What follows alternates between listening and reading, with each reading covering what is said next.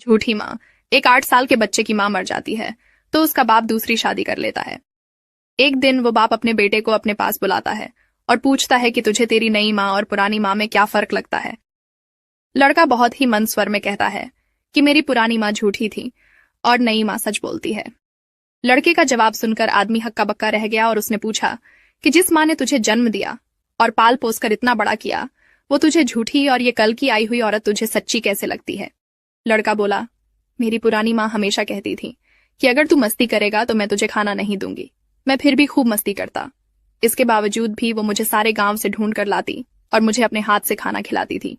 और मेरी नई माँ भी यही कहती है कि अगर तू मस्ती करेगा तो मैं तुम्हें खाना नहीं दूंगी। और आज मैं सच में ही 3 दिन से भूखा हूँ। कहानी अच्छा लगा हो तुम वीडियो को शेयर करके पेज को फॉलो जरूर कर ली। अगर जिंदगी में कुछ बनना है तो गेम चेंजर बनो, क्योंकि ये दुनिया पहले से ही खिलाड़ियों से भरी हुई है। अगर एक बार इस भीड़ में खो गए तो अपनी पहचान खो दोगे।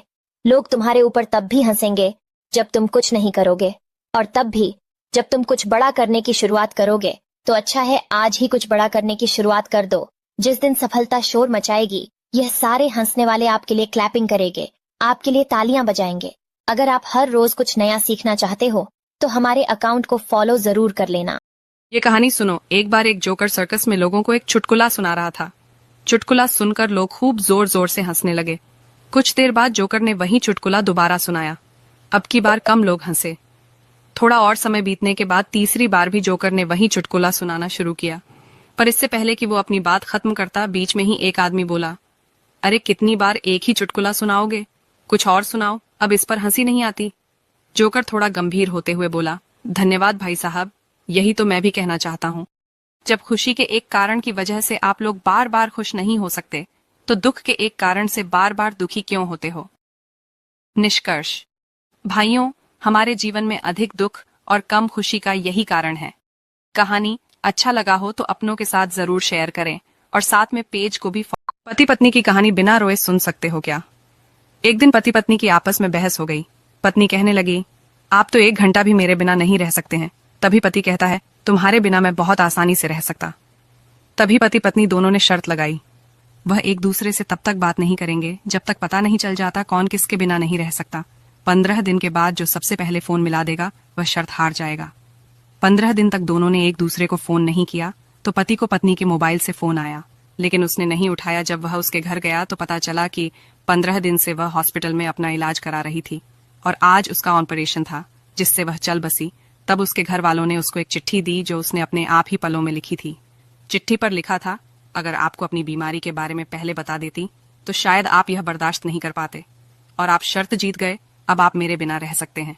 कहानी अच्छा लगा हो तो सुख और दुख अपने नसीब से मिलता है, अमीरी गरीबी से इसका कोई लेना देना नहीं है। रोने वाले महलों में भी रोते हैं और किस्मत में खुशियां हो तो झोपड़ी में भी हंसी गूंजती है। रिश्ता कभी खत्म नहीं होता। बातों से छूटा तो आंखों में रह जाता है और आंखों से छूटा तो यादों में रह जाता है। चलती रहेगी दुनिया हमारे बगैर भी। एक तारे के टूटने से आसमान खाली नहीं होता।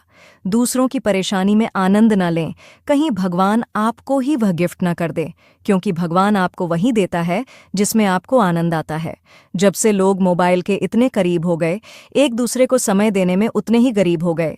कांटों का चुभन तो कुछ वक्त का होता है, बातों का चुभन जिंदगी भर का होता है। ऐसे बनो कि लोग आपके आने का इंतजार करें, जाने का नहीं। इंसान कितना भी अमीर क्यों ना हो जाए, तकलीफ बेच नहीं सकता और सुकून खरीद नहीं। दम है तो इसका आंसर देकर जाना। वह क्या चीज है जिसके चारों तरफ बाल होते हैं और बीच में एक दरार जैसी होती है, जिसमें पहली बार आदमी डालता है फिर हमेशा औरत खुद डालती है? अपना जवाब कमेंट बॉक्स में दे। मूर्ख लोगों की 4 निशानी। नंबर 1, खुद के मुंह से खुद की तारीफ करते रहते हैं। नंबर 2, मेहनत कम और बातें ज्यादा करते हैं। नंबर 3, एक जैसा काम करके अलग परिणाम की उम्मीद करते हैं।